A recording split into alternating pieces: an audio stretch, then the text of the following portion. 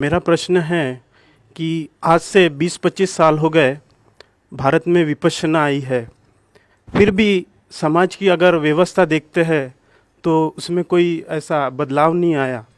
तो कब तक ऐसी बदलाव आएगा? बिगाड़ आने में कितना समय लगा, सदियां लगी ना। बिगड़ते गए, ये ऊंची जात वाला, ये नीची जात वाला, ये ऐसा ये वैसा, देश के टुकड़े कर दिए इस जातिवाद ने। आप जैसे जैसे लोग विपश्यना करते हैं समझते हैं अरे कौन ऊंचा कौन नीचा, जो धर्म में पक रहा है और अच्छा जीवन जी रहा है वो ऊंचा, किसी माँ की पेट से जन्मे, और जो धर्म नहीं पालन करता, धर्म के विरुद्ध जीवन जीता है वो नीचा, किसी माँ के पेट से जन्मे। तो जितने लोग विपश्यना करते हैं इस बात को समझने लगे अपनी अनुभूति से, प्रवचनों से नहीं, क्योंकि वो जान रहे हैं आदमी धर्म का पालन करता है तो हमारे कुदरत के कानून का पालन करता है। हम कोई बुरा काम करेंगे तो हमारे लिए भी खतरनाक होगा, हानिकारक होगा, औरों के लिए भी होगा। हम अच्छा काम करेंगे तो हमारे लिए भी अच्छा होगा, औरों के लिए भी अच्छा होगा। ऐसा अपनी अनुभूति से जानने लगा। वो व्यक्ति कैसे भेदभाव करेगा? जो देखेगा किसी को लोग नीचा कहते हैं और वो सचमुच अगर नीचा है, उसके पास खुला मैदान है, आगे बढ़ सकता है, ऊंचा हो सकता है। तो जितने लोग कर रहे हैं विपश्यना और जितने लोग इस रास्ते पर आ रहे हैं और धर्म को समझ रहे हैं, इस संप्रदाय का उस संप्रदाय का धर्म नहीं, सार्वजनीन धर्म, उसे समझ रहे हैं, तो परिवर्तन आ रहा है और आएगा। जितना इतना बढ़ेगा उतना आएगा। सहज पके सो मीठा हो, समय लगना चाहिए। मेरा नाम संतोष भामरे है, मैं इगतपुरी से हूँ और 1990 से विपश्यना का प्रैक्टिस कर रहा हूँ। बहुत तो काफ़ी ज़िंदगी में मुझे काफ़ी कामयाबी मिली है। और फिलहाल मेरा जो ऑब्जेक्ट है कि किस तरह से प्रज्ञा को जागृत किया जाए। हाँ। तो मैं घर को 1 आवर आई प्रैक्टिस डेली। तो तभी आपने बताया गुरुजी कि शरीर में संवेदना एक इलेक्ट्रिकल फ्लक्स मिलता है। तो इसे जो अभी मुझे इलेक्ट्रिकल फ्लक्स मिल रहा है, तो इसको मैं कामयाबी समझ सकता है क्या? बिल्कुल नहीं। तुम केवल इलेक्ट्रिकल फ्लक्स देखते रह जाओगे तो किसी इलेक्ट्रिक करंट को पूछो, हाथ लगा लो, एकदम करंट आएगा, क्या मिला उससे? तुम में समता आई कि नहीं? तुम्हारी प्रगति को मापने का एक ही मापदंड है कि ये अनुभूति हुई कि वो अनुभूति हुई। हर अवस्था में मेरा चित्त समता में है और तुम ठीक से काम नहीं कर रहे हो, अधूरा कर रहे हो।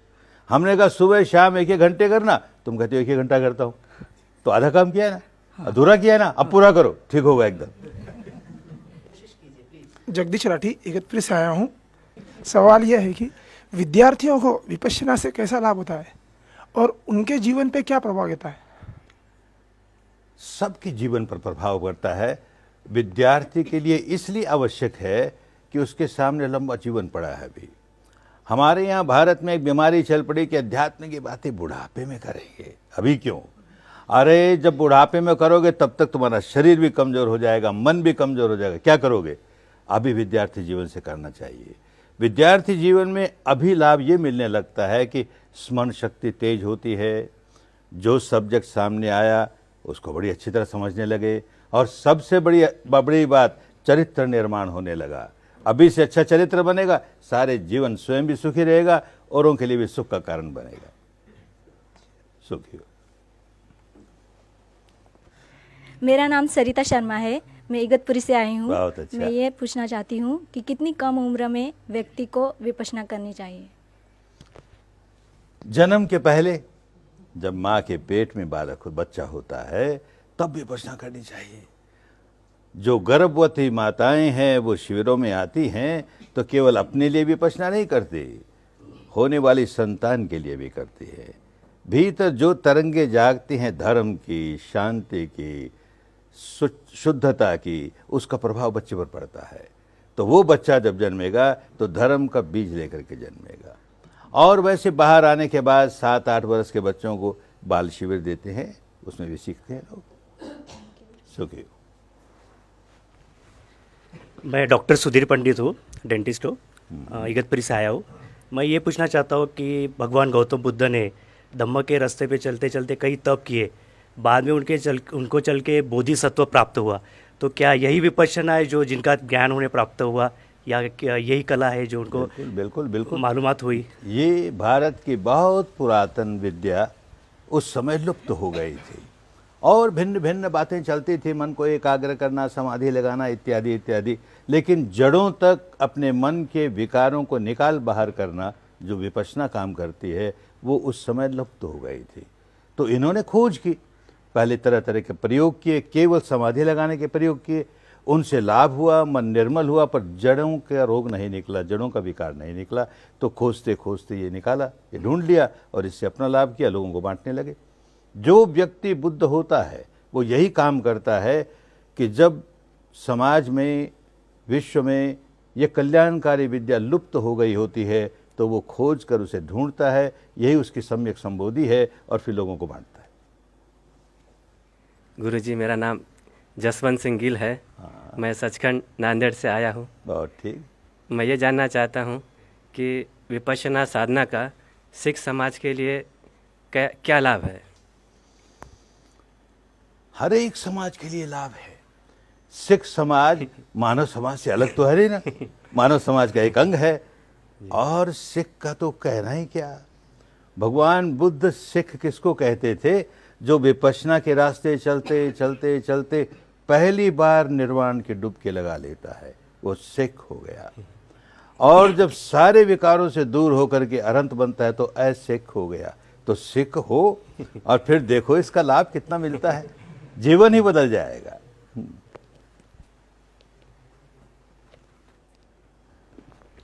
मैं बकुल जादव नासिक से हूँ। हाँ। मेरा प्रश्न है कि ये जो 10 दिवसीय शिविर है ये बहुत मुश्किल है, क्या आप इसे आसान बना सकते हैं? मुश्किल में से गुजरना पड़ेगा, क्या करें।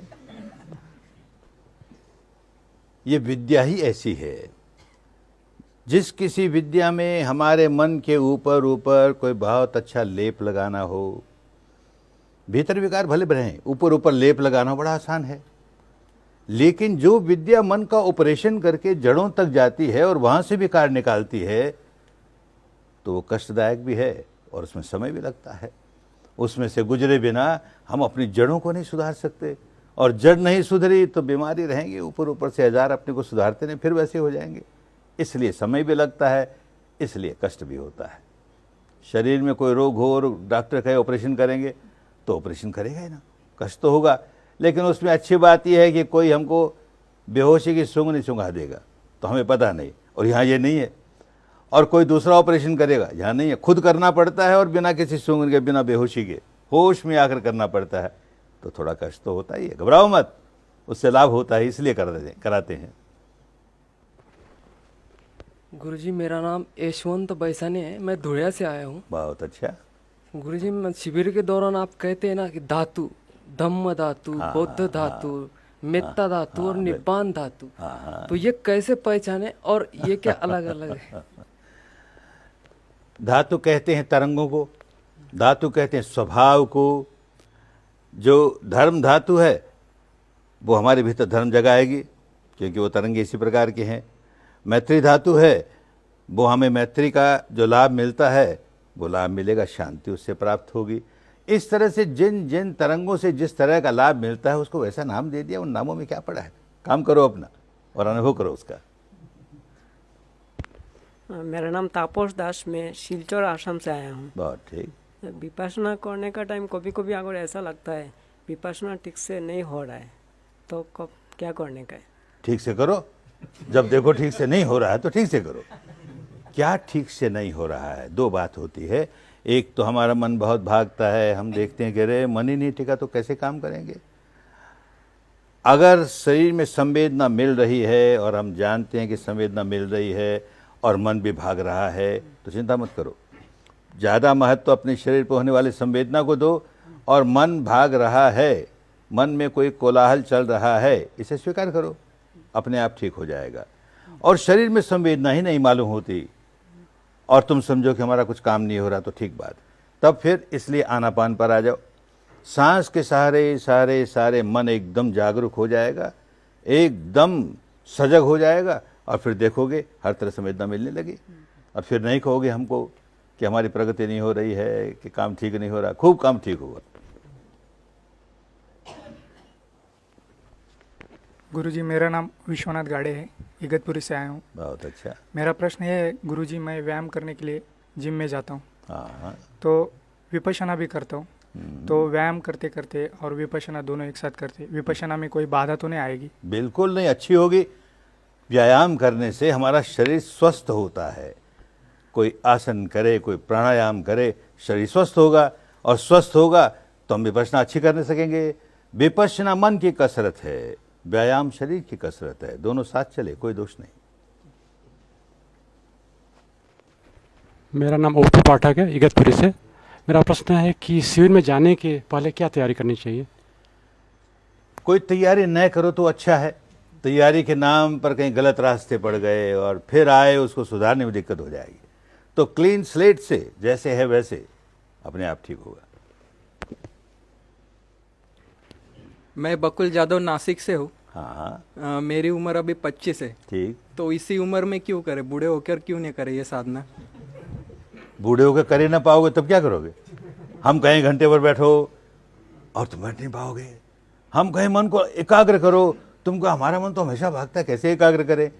अभी समय है, जागे तभी सवेरा, अभी जाग गए, अभी करो।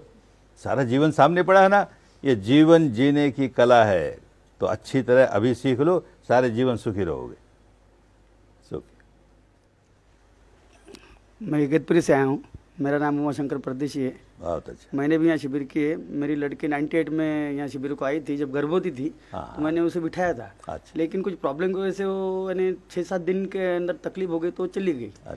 तो अभी जो लड़का है वो बहुत ही यानी चंचल है और चिकित्सक है, सवाल पूछते रहता है, लेकिन कुछ कुछ बारे में वो यानी थोड़ा सा कमज़ोर हो गए। तो वो सोचती है शायद मैंने अधूरा शिविर किया है, इसलिए तो नहीं ना कुछ मुझे प्रॉब्लम आया। आप क्या करना चाहिए?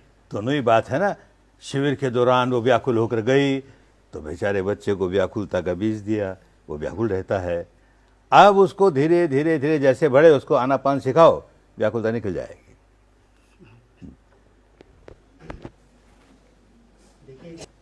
आओ। गुरुजी, मेरा नाम नवीन है, मैं नासिक से आया हूँ।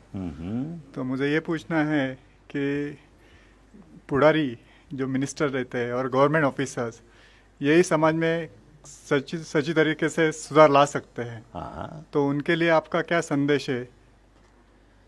एक ही संदेश है कि अच्छाई और बुराई दोनों ऊपर से परकुलेट होती है।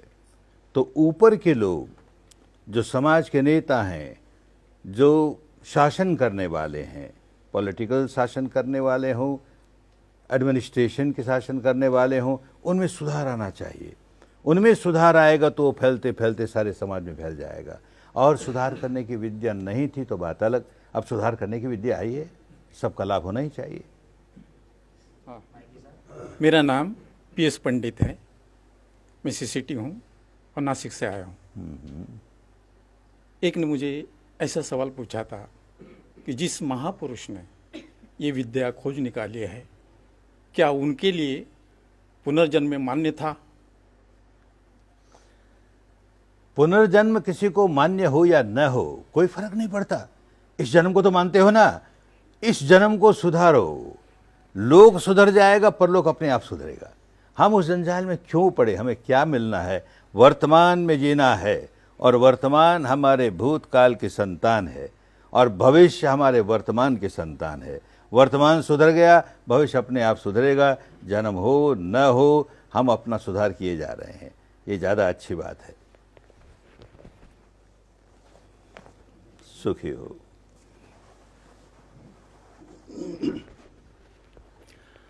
मेरा नाम गोविंद अग्रवाल है, मैं मुंबई से आया हूँ गुरुजी।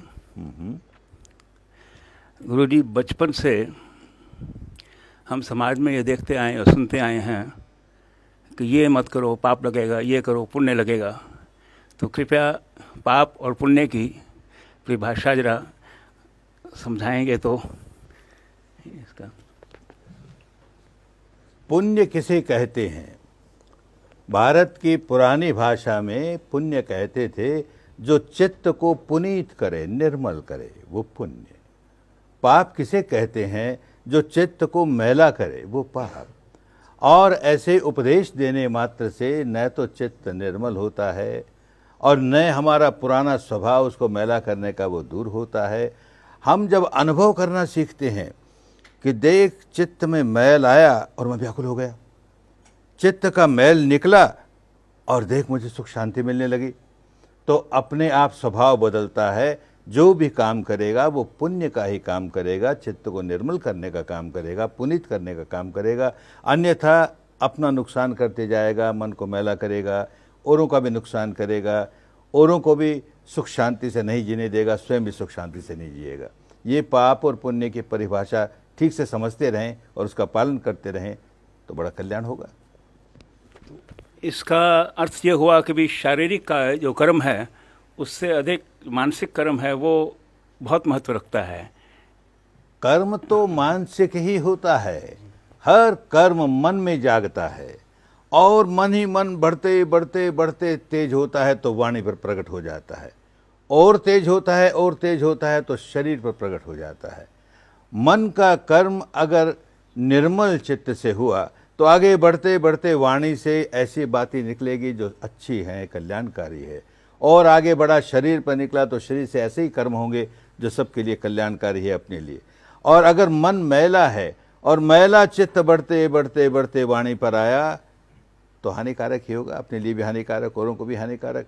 और वो मैला चित्त बढ़ते बढ़ते शरीर पर आया, शरीर के कर्म हुए तो अपने लिए भी हानिकारक, औरों के लिए हानिकारक। तो जड़ तो मन ही है।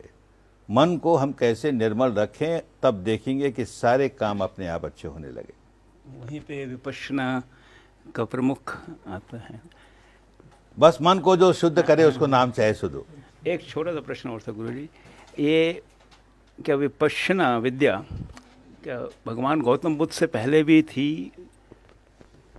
बुद्ध होना किसी सिद्धार्थ गौतम की मोनोपोली नहीं, इसके पहले न जाने कितने बुद्ध हुए, हम नाम भूल गए, ये हमारा दोष है, जो इतिहास है उसका दोष नहीं है। इसके बाद में न जाने कितने बुद्ध होंगे। जिसको बोधि प्राप्त हो गई वो बुद्ध हो गया, और बोधि प्राप्त हुई तो इस विद्या से हुई। तो जो आदमी ये विद्या खोजता है, अपना भला करता है, फिर लोगों को बांटता है, उसको कहें ये बुद्ध हो गया। तो इसके पहले थी, लुप्त हो गई थी, सिद्धार्थ गौतम ने उसे ढूंढ निकाली। आओ बेटी आओ। मेरा नाम बीना अग्रवाल है, मैं मुंबई से आई हूँ। गुरुजी, मेरा प्रश्न है आपसे कि समाज को सुधारने के लिए सत्ताधारियों को, जो कि आज एकदम टॉप उस पर बैठे हैं आसन पर, उनको क्या करना चाहिए? उनको अपने आप को सुधारना चाहिए, और क्या करना चाहिए। और सुधारने की इतनी बड़ी विद्या है जो खोई हुई थी भारत में फिर आई है। इस विद्या से अपने आप को सुधारें तो वो स्वयं भी सुखी रहने लगेंगे, उनका स्वयं का जीवन भी बहुत अच्छा होगा, और उनके प्रभाव से समाज का भी भला होगा, वो भी अच्छा जीवन जीने लगेंगे। मैं सुधा दलाल बम्बई से आई हूँ। गुरुजी, आजकल बहुत बड़ी समस्या है और वो ड्रग्स के बारे में। तो हमारे युवा धन को इससे कैसे बचा पाए? किसके बारे में? ड्रग्स लेते हैं, नशे में डूबे रहते हैं, अलग अलग प्रकार के नशे में डूबे रहते हैं। ड्रग का नशा नहीं होता है, एक भ्रांति है कि मुझे लत लग गई ड्रग लेने की।